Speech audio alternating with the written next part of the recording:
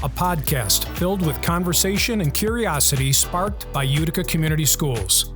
This is UCS Podcademy.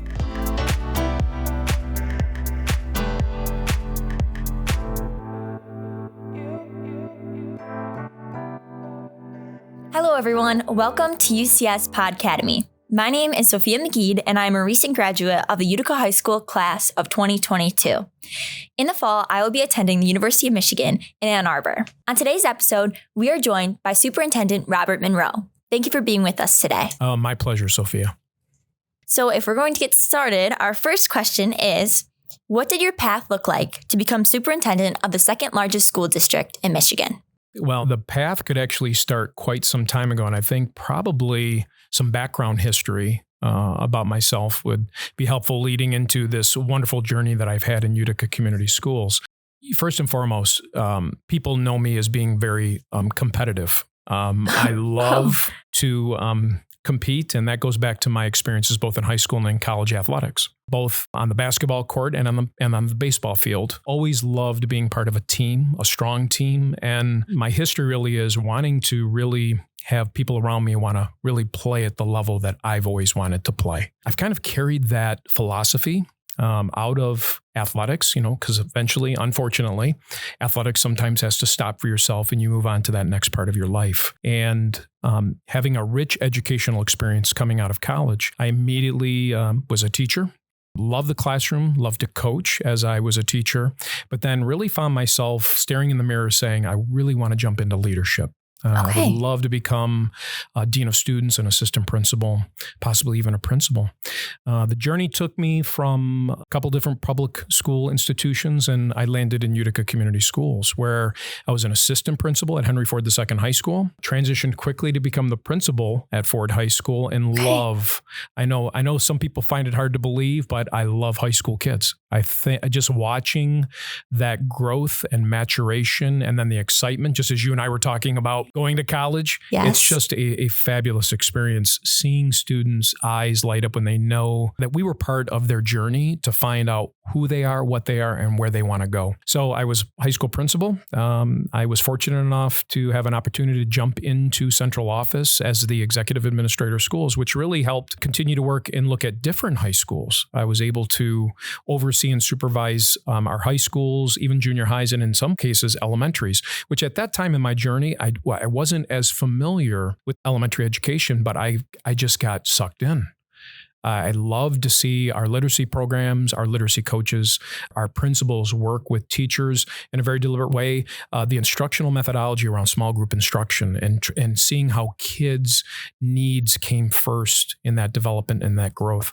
So those well-rounding experiences allowed me to continue the journey as an assistant superintendent. And then, just a couple of years ago when we hit some challenging times, I think we all recognize the last few years in education around COVID and some other things have been very challenging, but I would go back to my competitive spirit. I know the second biggest school district in the state, the people we have, the kids we have, the community we have, I looked at it as an opportunity, to be honest. As challenging as this environment was, I was really excited that I could partner with the people in UCS to give our community the best things that we could do. Well, thank you. That was very inspiring, and we're very lucky to have you at UCS. Thank you. So looking at that journey, why did you choose to take on this position for leadership? Well, I think when you are in leadership, you are always looking at the next opportunities to have impact, to have maybe even greater impact, global impact. And again, I go back to my statement about UCS, 66 square miles, 36 schools, 26,000 kids, communities, the vast array of different communities that we serve. I can't think of any greater opportunity for somebody who has the ambition to want to make change. And when I say change for the positive, listening to your community, being part of the community as I am, and really allowing all voices to be heard to a degree. and really making sure that we're capturing the essence of what this community wants for their children. And I go back to that when you asked me the question about why did I want to step up to this? Because I believe that's what a leader should be doing on a day in and day out basis. Yes. And because after all, just as you and I, as one of our former students going on to the next level, we wanted to listen to you and the great things that you wanted to do at Utica High when we need that wellness component, when we needed to have more voice of students of what the needs were, because we were all in uncharted territory, right? We didn't know where our state, our country was going with this pandemic. So listening to our kids really helped. And I wanted to make sure leadership and their voices were being heard. For those of you in the audience who are not aware, at Utica High School, a couple years ago, we began a mental health committee focused on destigmatizing mental illness and spreading awareness for the mental health crises that exist in our communities. Yeah, Sophia, you guys did a wonderful job. Remember the first time as you guys were up and running with that program, we came in at our Board of Education breakfast. Yes. Remember that? Yes. And I had the opportunity, and you gave a very nice overview of the whole program and what you were doing at Utica High. You and I had the opportunity to actually talk about how can we spread this in our other high schools, which I think is going to be the next step. Exactly. Absolutely. It was a job well done. I think Thank you. But I know it's not done. No, and especially even spreading to junior highs and elementary schools so that they can understand and learn about it as they grow up. And so as problems are faced or situations come across, they know how to handle them correctly. So without question. Yes, absolutely. Considering how you do impact such a large array of people and throughout the entire community with many different opinions or voices being heard, how do you align them all to figure out what's the next step and how to best please or have to turn away from other people's opinions? Oh, wow, Sophia, I think that is just a great question, because the bigger you are, the more voices you have, right? Correct. And, there is going to be, and I don't say this negatively, but there can be a lot of noise out there, both from the standpoint of those that could have a negative influence, could have voices that really want to distract the agenda of what we should be doing in our schools. But I have always tried to stay very centered and always have tried to rest on high morals and high values of what I believe and what I think our teams believe in the district of what we need to do for kids. And I don't think anybody can argue if you always try to say our decisions are based on the needs of our children, first and foremost, and you can show that your actions are living by that. I think you very much validate with the community that you serve. And that could be parents, that could be kids, that could be students, that could be business, that could be a variety of different stakeholders in a community like ours. I think they come on board with us, and I think that they understand. But you also have to be prepared to continue to work through those people that want to create distractions, and try to not allow it to grow and throw you off track.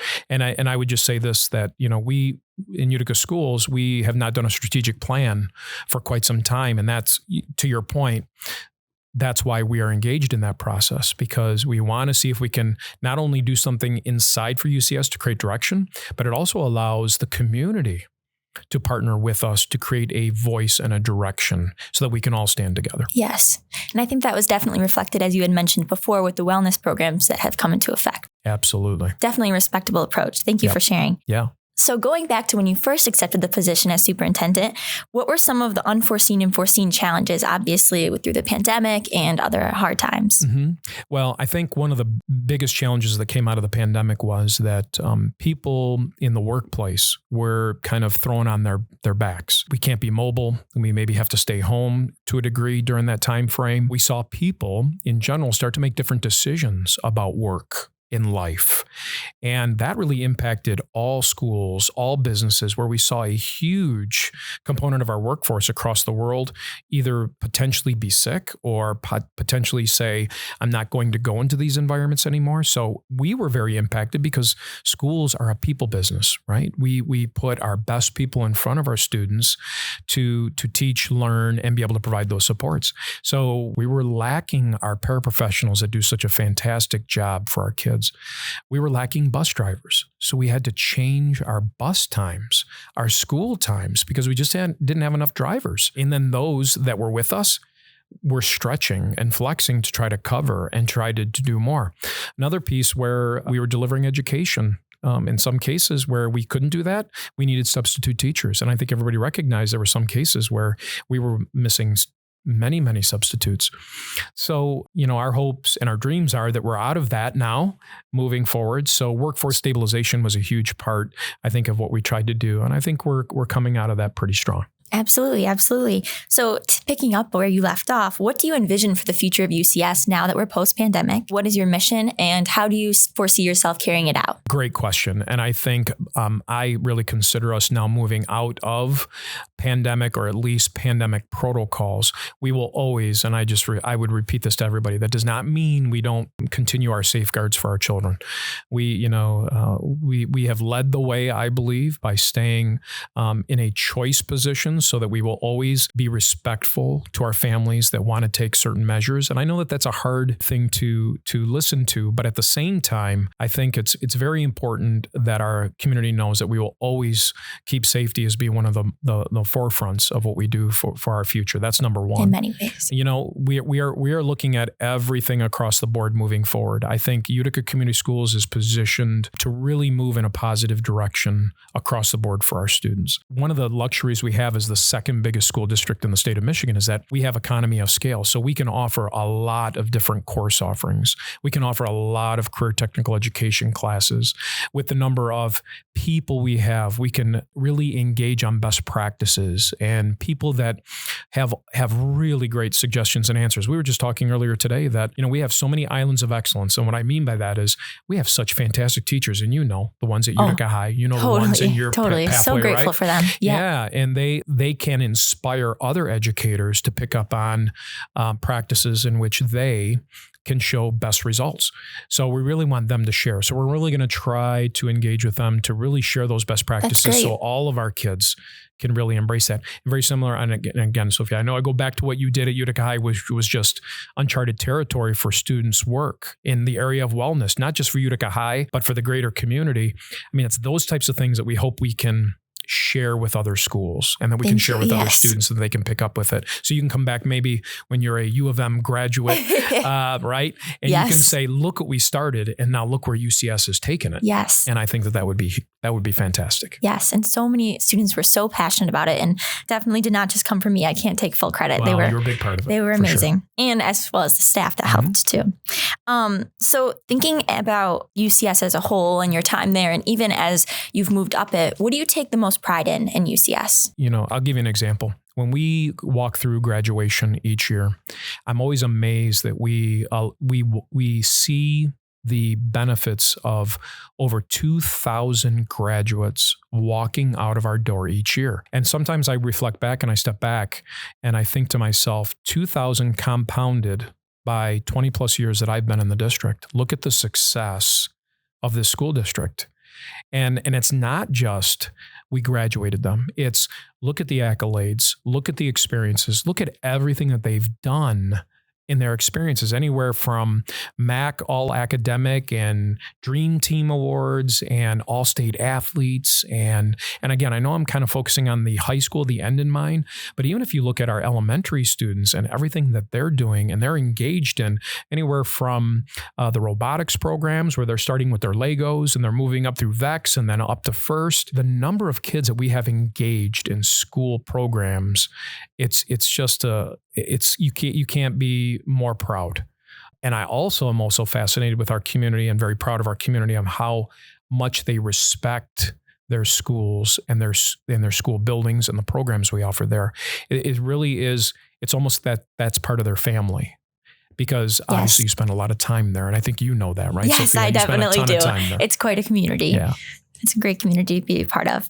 Okay. The final question that everyone has tuned in to hear: what goes into calling a snow day? Well, certainly it's when the students just email me and tell me that we need a snow day, right? Or when a couple flakes fall on the floor, Exactly. No, I think that is a great question, because even as we have looked at, our students being in a one-to-one environment, right? There was a big question mark around, snow days. is the district going to do snow days anymore because we all have a device, It was right? a big fear of all of us to not get them. Right. And you know what? In all fairness, we recognize too that nights before that students don't always remember to bring their devices home sometimes. We recognize that there's a ton of variables. We also recognize when there's weather challenges, home internet may go out. Right. So there's a lot of variables. And also based on the experiences we've had, when we did that first snow day last year, as you recall, we knew that there was also a social emotional health side of things where students, even high school kids, could be kids for a moment and enjoy the snowflakes, enjoy the wonderful white that's outside, right? And just be able to go out and just relax for a moment and just cherish those moments. But to answer your question specifically, there is a lot of safety in mind when we make that decision. You could have extreme cold temperatures because I recognize that we have children that have to stand at a bus stop for quite some time. And in cases when you even have bus driver shortages, it could even be a longer amount of time, right? So I have to take that into consideration. I think there's also consideration that when many people say, well, the roads were perfectly fine, why didn't we have them go to school? Well, main roads and county support usually gets done pretty quickly, but we encompass, as I said earlier, about 66 square miles. There's a lot of side streets. And there's a lot of side streets that don't get plowed. And then, you take factors of ice and water and snow, Michigan and then it weather. turns back. Yeah, exactly. It could be heavy snowfall. It could be not a lot of heavy snowfall, but it could be icy conditions. So we have to take all of that into account. And I think the other big piece is I also recognize that we have high school drivers.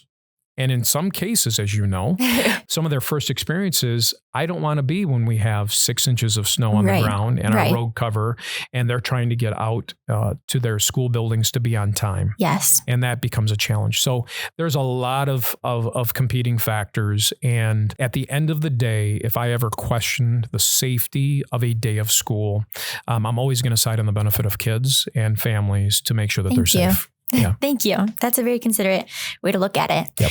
And finally, just to wrap it up, is there anything else that you would like to share with us? Well, you know what? You've been very complimentary that I've done a good job, but I have to tell you, we have fantastic people in Utica Community Schools.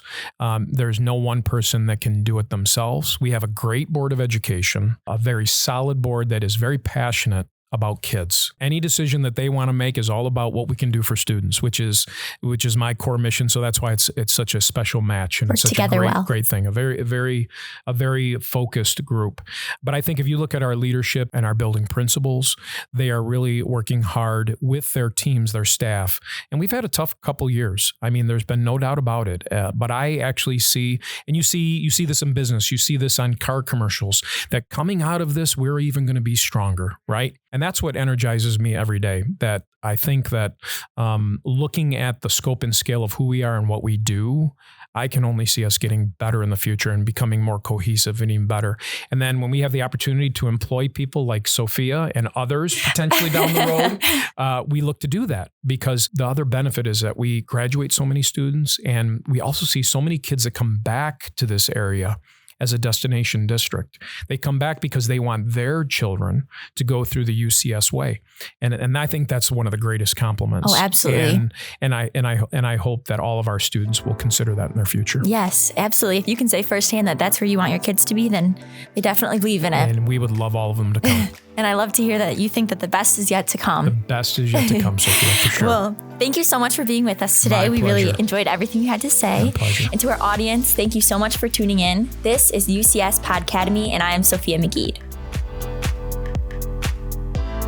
UCS Podcademy is a resource created by Utica Community Schools, Michigan's second largest school district located in Macomb County.